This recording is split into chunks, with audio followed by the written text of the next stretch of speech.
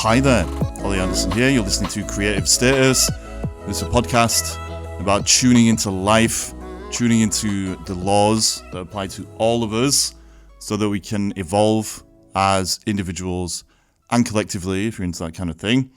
This ultimately means that we put ourselves on a path towards wholeness and acceptance, and that we use our creativity as a vehicle for doing that, because creativity, it turns out, can allow us to make the unconscious conscious. So any blocks that we do have to flowing with life in that way can be dealt with, dissolved, and we can keep moving forward. Today's interview is a really cool one, in my opinion. I know I always end up saying that, and it's often true, but it's 100 million% true today. This is an awesome conversation with Nikita Thakrar from journeywithnikita.com. Nikita is a yoga teacher and NLP master. And ultimately, this conversation is about the idea of Dharma, or life purpose, or acceptance of universal laws.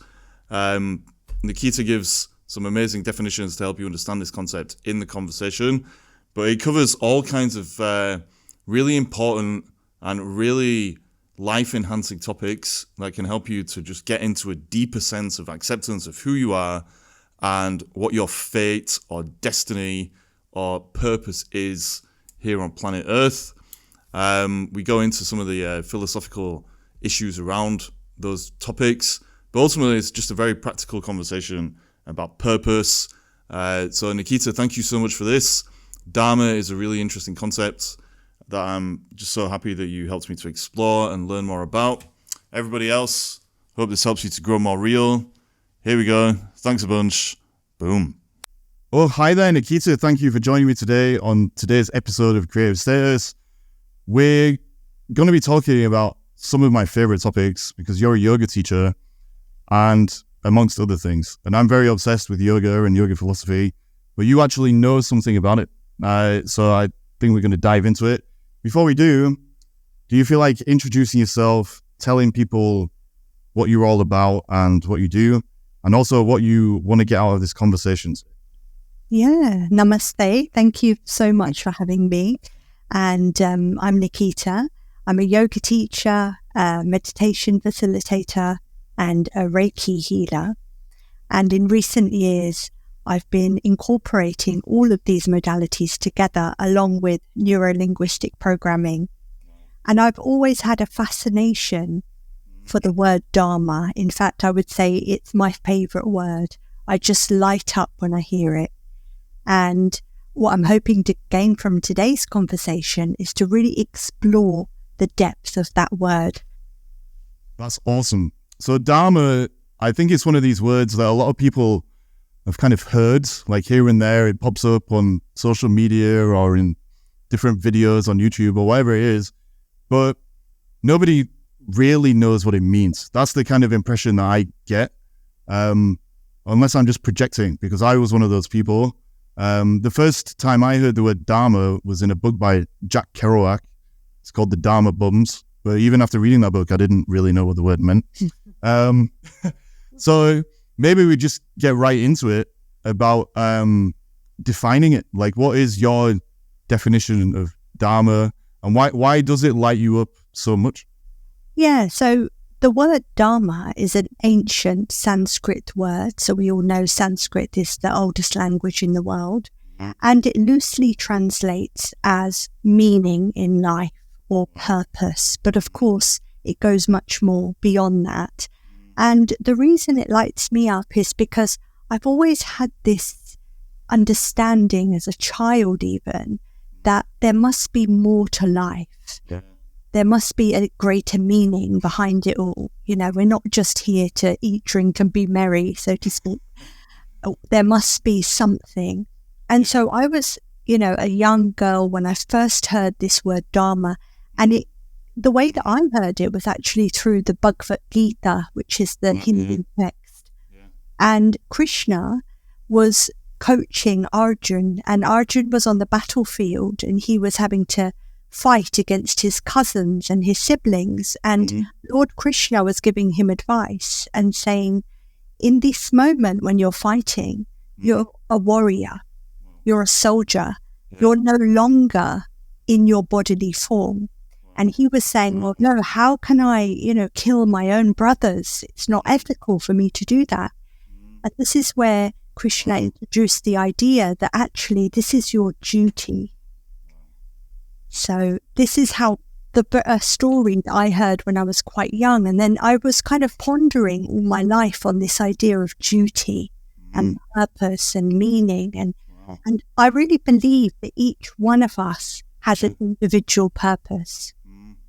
Well, listening to you talk about this word Dharma is making me light up. I can feel the passion exuding through the way that you're kind of sharing these stories.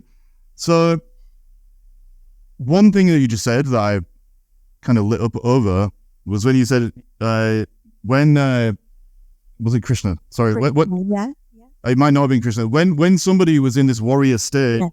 they were no longer in their bodily form. Yes. And I find that really interesting because I think in a way, the way that I look at and understand our real purpose, it is kind of about transcending the day-to-day limitations of like the fragmentary world that we found ourselves living in and getting, I guess, inspired by or moved by something bigger. And is that kind of what you're talking about with that? You're no longer your bodily form, but you're moving with something much higher, maybe even like on a metaphysical level or something like that. Yeah, so we all know that when we're in a state of flow, we lose ourselves. Yes. And so we completely lose track of time and, we get completely absorbed and immersed in the present moment. Yeah. And that's really, as you say, when we can transcend the physical realm, yeah, and start to tap into our higher self. Yeah. Like for me, that's ultimately what it's all about, putting ourselves in that flow state. And the only way we can do that is literally, as you just said, by transcending our ideas about ourselves, aka the ego, so that we can align ourselves with wholeness instead of just fragmentation. Yeah. So how do we do this? I guess that's the question. Yeah, so the first thing is to understand that I am not limited to this body. And I think that's the biggest thing. And of course, to intellectually understand it is one thing, but to experience it is another. And that's why to experience it, we need modalities like yoga and meditation, because they provide us with tools to be able to tap into that higher self. And unfortunately, today, a lot of people are using yoga, but their ego is expanding as a result. And this is not supposed to happen. In fact, the ego is supposed to dissolve. Yeah, that's my experience. And it's funny you use the word dissolve because normally I throw that out a million times a week when I'm talking about these things. Like, for me, the reason that I love yoga so much is exactly that. Like, it helped me to dissolve all of these limiting beliefs and perceptions and things like that, even if it's just for like a little moment, so that I could see who I really am and what I'm kind of really capable of. And it just allowed me to let go of all of that resistance that was stopping me from flowing so that I can kind of get to the state that you're talking about, which is putting ourselves in that state, to a great extent as much as possible.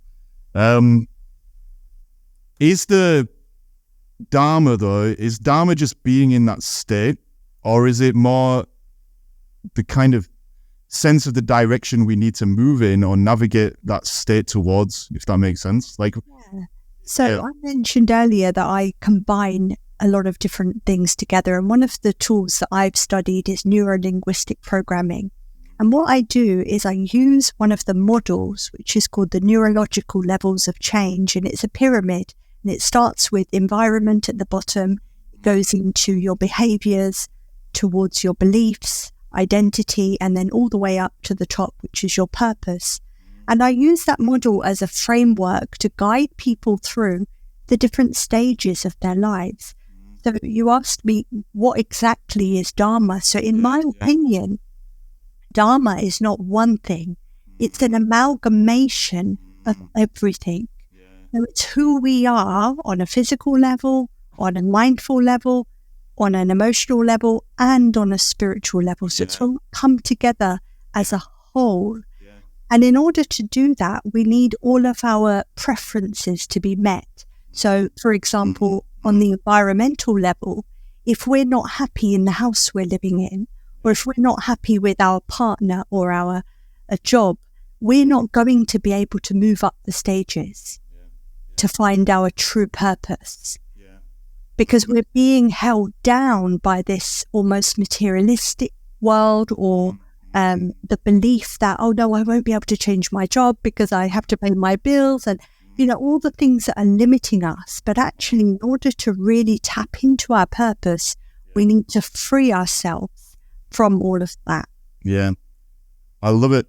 Like, ultimately, it seems like Dharma is what emerges, or it's the state that emerges when everything is aligned with our nature. Is that a good way to say it? It's a perfect way of saying it. Yeah. How does predeterminism come into this? So one thing that I read years ago, and I can't remember where, it basically said there's a difference between fate and destiny. Fate is ultimately the things that we can't change about our life as a whole, ultimately. The cards we've been dealt, let's say. Destiny is more about the choices that we make. And I suppose in the language that we're now using, bringing Dharma into it, it sounds like Dharma is accessible when we make choices that are aligned with our fate, something like that.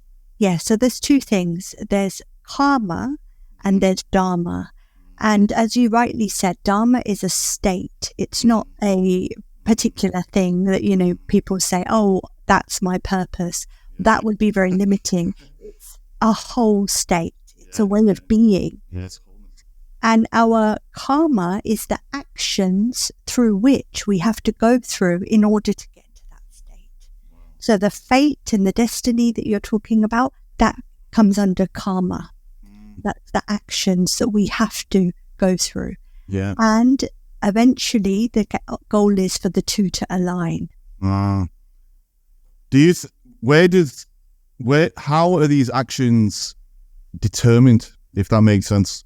Well, in Hinduism, we believe that it's based on reincarnation. So anything that we have gone through in previous lives, we have to come back and we need to repay our debt, so to speak. Right. So it is predetermined in a way. Like, ultimately, if we want to reach the state of Dharma, then there are going to be certain things that we have no choice about. And so part of the journey of moving towards Dharma is going through the process of acceptance, ultimately. Learning to accept what is meant for us and then acting in alignment with it.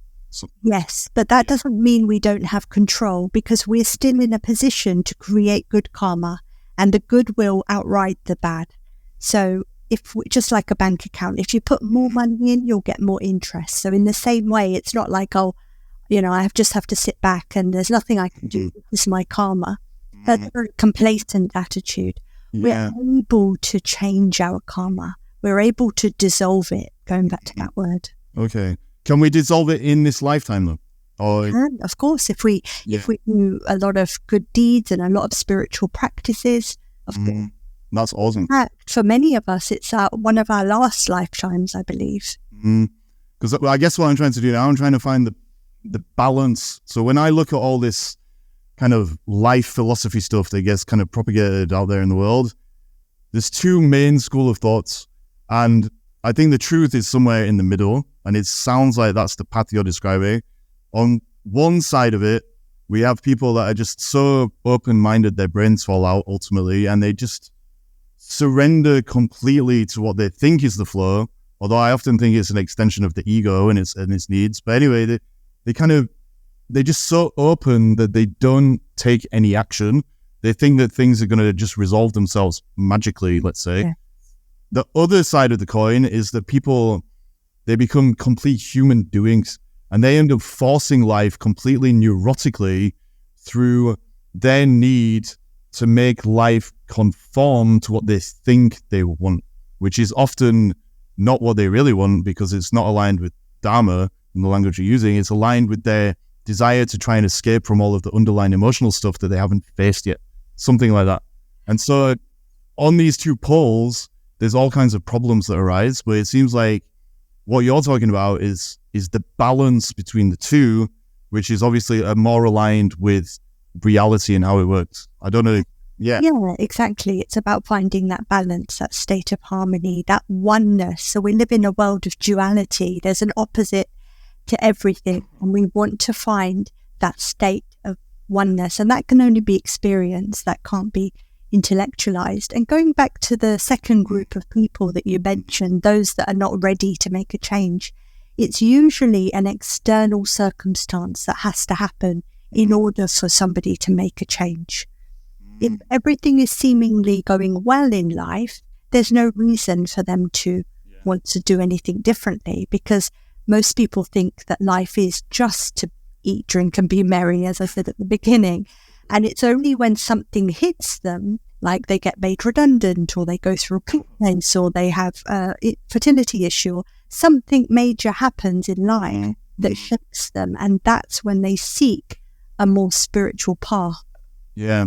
Like there has to be something that causes people to wake up in most cases. Yeah. But how do we help these people who maybe they haven't hit rock bottom yet, or something bad and external in the way that we're talking about hasn't or doesn't happen, but they're stuck in that state that you kind of alluded to at the start, where there's kind of an existential void and they just feel like there's something more to life, and they've got an itch that they can't scratch. Yeah.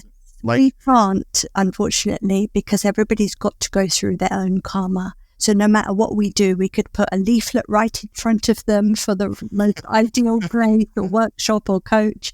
We could literally pick them up, take them there, drive them there, pay for their ticket. But if they're not ready, they will not do it. Yeah.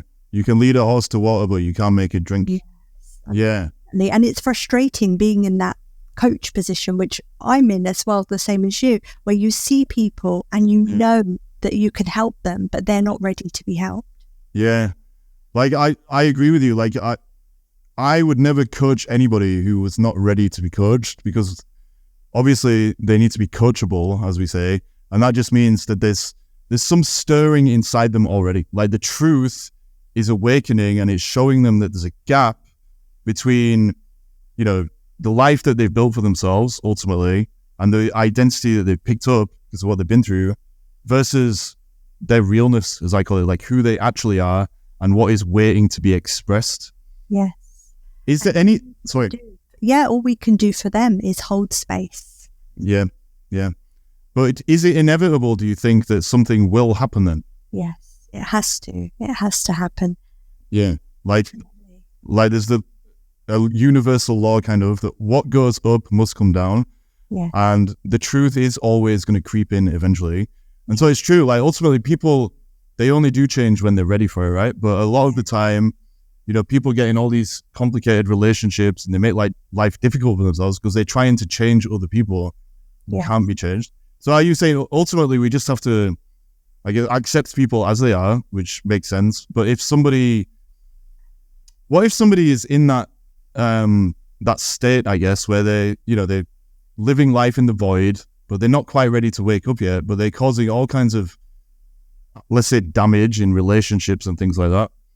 How do we, I suppose, see that through the lens of our journey this towards is where the understanding of karma comes in, that everybody has a role to play. So Shakespeare said, the world is a stage, we are all actors. And so if we understand that we're all actors, we can't all be heroes. There has to be villains. And so it may be that they have that role to play where they are causing damage, as you said right now. But then that's what they have to go through. And that's the karma that has to take place in order for them to then come out of that and purify. The ultimate goal is to purify the soul. Like, I'm always talking about these kind of things in terms of it's either real or it's unreal. Real means that we're aligned with wholeness, ultimately, and unreal means that we're identifying with all kinds of different fragments in the way that I shared earlier. The whole point of the human experience, as far as I can tell, is that we're on a constant journey towards more wholeness. That's basically it, right? And things happen in our lives that are ultimately a process of spiritual purification, exactly like you just said. And one thing that I found really helpful is when I do meet difficult people or challenging people, I can normally kind of see it as a case of hurt people. Like, it's not the real version of them that is causing the damage and destruction. They're basically, they're just acting kind of on autopilot. But I suppose what I'm curious about now is like, how do we get that kind of equanimity around that? Like, I totally agree. Like, ultimately, all we can do is just let things be and focus on our own journey towards wholeness and purification. And if we do meet difficult people, we see it as a lesson. But I suppose, have you got any tips? Cool. So there's a belief here that I hold that everyone is pure. Yeah. This is a really strong belief. And when I believe that everyone is pure, I don't look at people and think you're a bad person.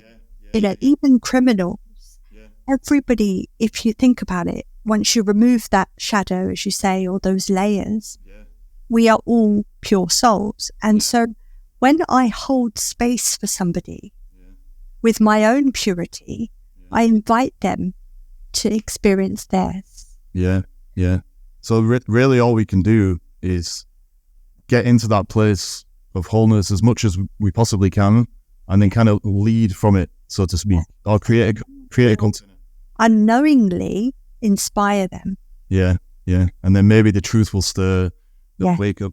Well, I find that in coaching sessions, like, ultimately, a coaching relationship gets its power from creating that container that allows the truth to shine through. Ultimately, it's not anything necessarily I do or say, it's just the space that you create. You bring reality into it, and then it allows people to be more real. My favorite style of coaching is people-centered coaching, which is where you're just being present, you're being in the moment, and you're sharing that space with the client. And there's no objectives, there's no goals to set. You just are both open to whatever comes up in that moment. And powerful. Yeah, it's being, like you were saying, and it's coming from that place of wholeness or purity or whatever we want to call it. I have got a question that has kind of been plaguing me for a while that I've kind of wanted to ask somebody who understands all these things. So I think you're going to be a good person to ask. I agree with you 100 billion% that everybody is pure, or everybody is real. Like, at the end of the day, we're all whole. We're all connected to wholeness at all times. But we get this kind of parasite in our minds that kind of stops us from seeing it. Like, the parasite is the ego, as I call it. It's our past conditioning, shame, guilt, and trauma that causes us to become split and fragmented within ourselves. And then it's almost like when we're in that state, even though we are whole or pure, we can't taste or experience that wholeness because there's like a layer over everything that we do. And I think in Hinduism, there's the veil of Maya or Maya. Maybe the answer has something to do with that. But like, how do we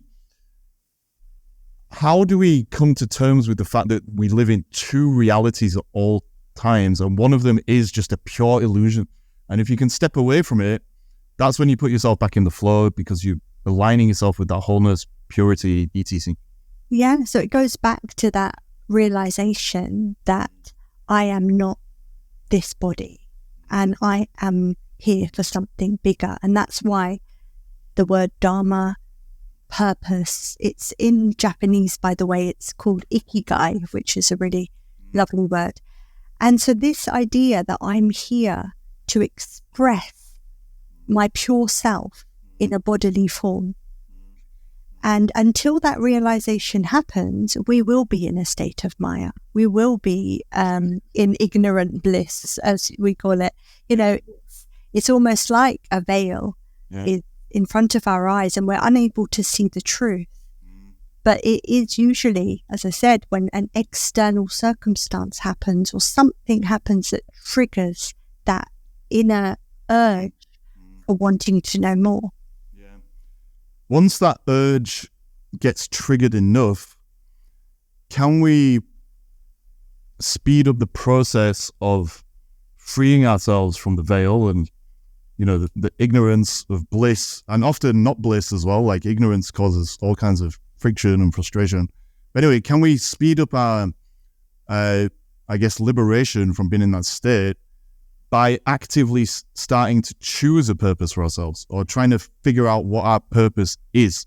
Yeah, definitely. I mean, I've been studying spirituality for about 2 decades now, and I've seen people that have come to it in just recent years, and they've already accelerated and gone far in their journey. And so once they've got that realization, that knowing, that awakening, then the sky's the limit for them. Yeah. How do we start to decide what our purpose might be? Like, I know we've talked about acceptance and like letting things swim up from, beneath the veil and things, but like, are there some practical steps already? Yeah. So going back to the pyramid that I described, it's about going through each stage and making sure that each one aligns with our true nature. So we talked about environment, like, am I living in the most ideal place? A lot of people are compromising where they're living, for example, or during COVID, they realized that they didn't have enough outdoor space. If they were living in a flat, they would have preferred a house. So it's like the physical place that I'm living, the town that I'm living in, the country I'm living in, does that serve me? And then looking at your job, does your job serve you? Am I doing something that I love doing? And then looking at all the other parts of your life. Am I doing the hobbies that I love doing? I recently realized that I love swimming, but I never go swimming. And I was like, why do I never go swimming? Like, it baffled me. And then I realized that actually, if I make an effort to go, I'll actually be a happier person. And so making those simple lifestyle changes to meet our preferences. So that's step one. And then we move up towards understanding our behaviors, our actions, and not just the conscious ones, the subconscious ones, as we know, are equally as important, if not more. And then, of course, our beliefs, making sure that we have more empowering beliefs than limiting beliefs. And it's only when all of that aligns, that's when we really tap into this identity. Who am I? That's the big question. And this can't be intellectually answered. No matter how much you read or write or speak, you're never going to be able to get the answer. It has to be experienced. Yeah. So I have another million questions now after what you just shared. So there's 2 things there that you said that I find really interesting. The first one is that you've basically said that really moving towards our Dharma is just about making these small changes and small choices. I think a lot of the time when people think about changing or improving their lives, they think they need to make some massive dramatic changes that, where it's the kind of thing where nothing's ever going to be the same ever again because it's so gargantuan. But actually, it is just those little choices, because real life is a process, and day by day, the little choices that we do make, like going swimming or whatever, doing yoga, like they're the things that are just going to keep building on themselves in increments until our life becomes more and more real. So, yeah. So is it anything? It's also not to say that we're going to, like, we're always evolving as well. So yeah. It's important to recognize that perhaps 5 years ago, I didn't want to go swimming and now I do. So it's like always adapting to what we are really wanting inside. And many of us have beliefs around that, and we're like, oh no, I can't do that because of this. Yeah. There's always excuses. And actually it's about making your life, it's almost like you're designing it according to your very core nature. Yeah.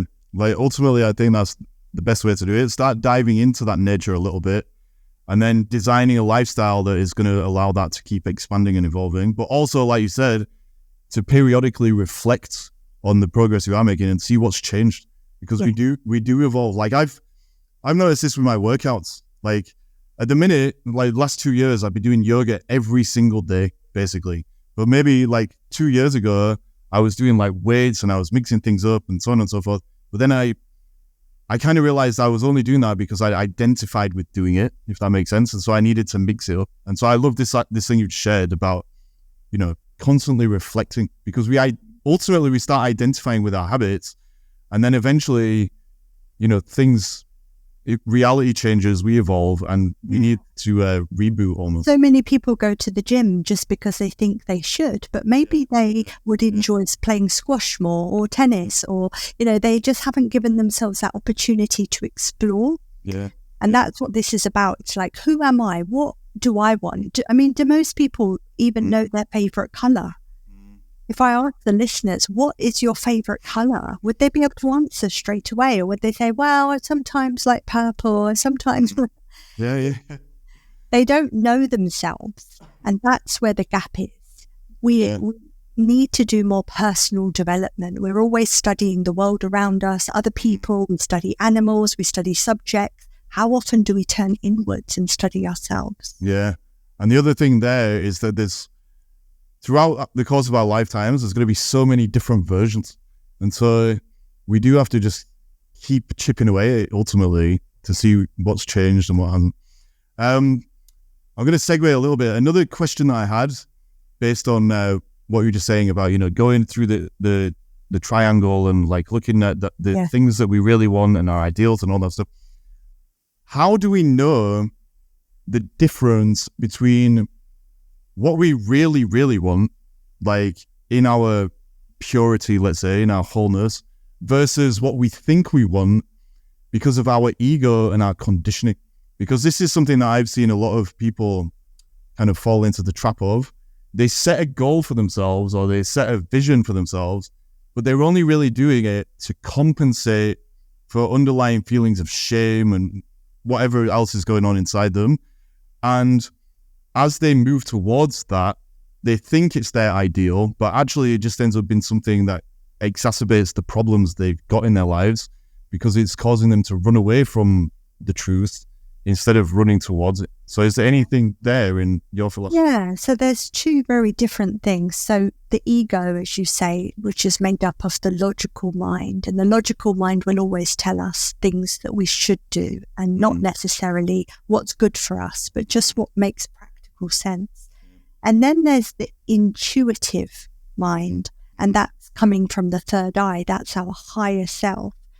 And so it is a challenge sometimes to be able to differentiate the two. But that's why the practice of yoga and meditation is so important. And I have a third eye meditation actually, which is available. And I really strongly encourage people to practice that on a daily basis. The more you open your third eye chakra, the more you start to unlock your intuition. And some people think only special people have these psychic abilities, and we all have it. We just haven't tapped into it. And when we do, that's when we start to understand what we really want. All of the decisions I've made in my life, professionally and personally, have come from my intuition. I wouldn't trust my logical mind. Like, you need your logical mind to kind of weigh things up and reason and so on and all that. But ultimately, it's always from the past. All of the premises that your logical mind is kind of fueled by are just old, outdated thinking. And so they're fragmentary in the language I use, and they hold us back from the whole if we attach to them too much. Where is this meditation that you mentioned? Is it on your website or something? It is, yeah. It's a free guided meditation, and I encourage people to download it and look into it on a regular basis, because it really starts to create synchronicities in life. You start to understand things more. But again, then the ego can get involved there and be like, oh, look, I'm sensing things before they happen. I knew the bell was going to ring before it rang. I'm so enlightened. I'm so enlightened, yeah. And that's where, again, we've got to work hard to make sure we dissolve that. Yeah. Like, it's like we have to constantly be dissolving things. Like, constantly. Even if we do, like, say I wake up tomorrow morning and I become, like, really enlightened because I've opened my third eye and stuff, and I reach my Dharma, or feel that state of Dharma, like I'm flowing with it. If I get too attached to that, then the next day is going to be gone. Yes. Because there's something we need to dissolve. So where do those waves keep coming from? Is it just because we're in bodies? Something like that? It is, and it could be our karma as well. So sometimes I deliver a workshop and I'm completely in a state of flow, and I know that it's almost like it's not me doing it. It's as if I'm being channeled. And then afterwards, I will take credit for people that write to me and say they had a transformative experience. And that's not me. That's my ego wanting to take credit. Yeah. Like, I know what you mean. Like, I try and maintain that perspective in my coaching sessions, because if someone gets results, it's not anything I've done.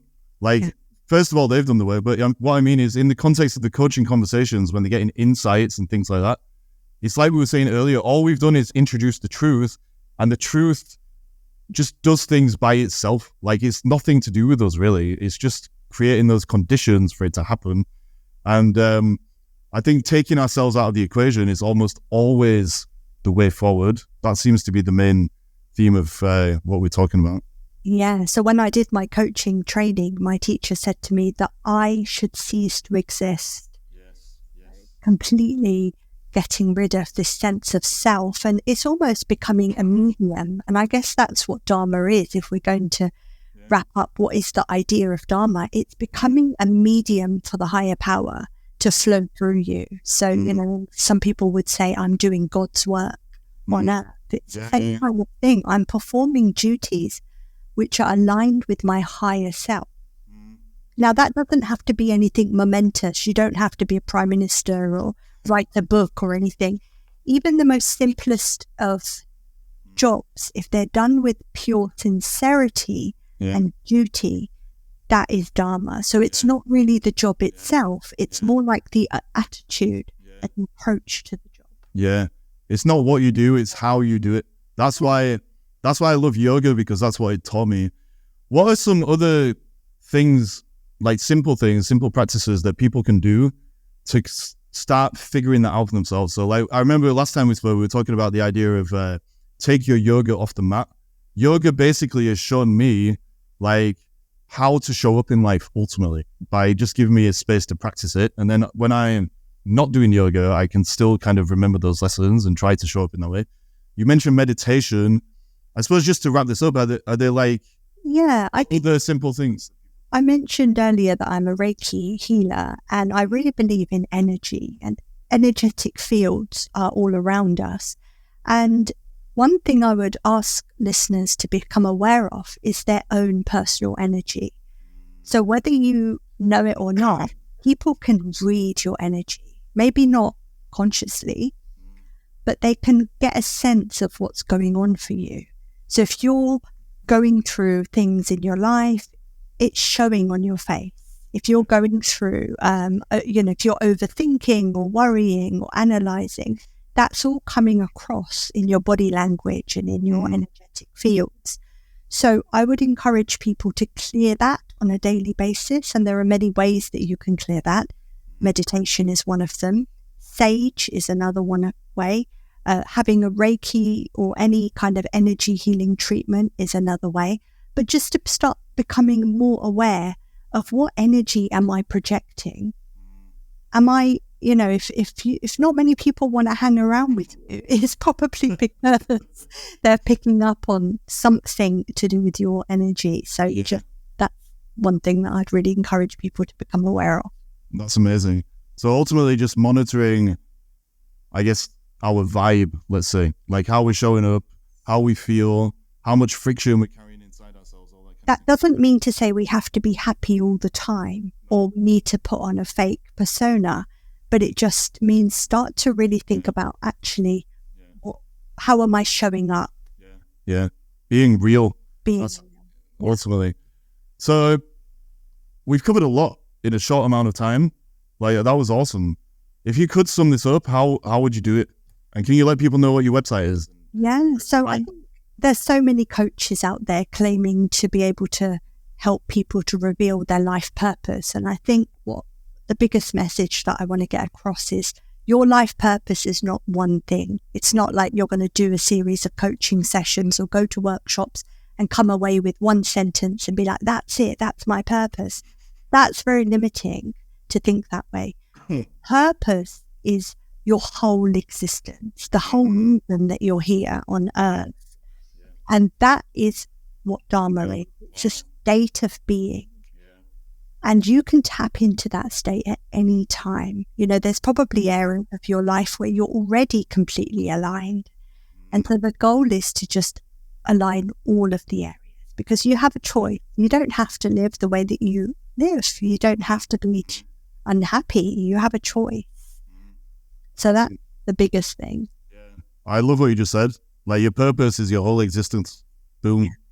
And what's your website again? And social media stuff? So it's journeywithnikita.com, and I do have Instagram, Facebook, Journey with Nikita. I do a range of workshops, retreats, online courses as well. I mentioned I have free guided meditations on my website, and every month I have a free meditation masterclass as well. So I'd love to invite listeners to join me for a live meditation class. Amazing.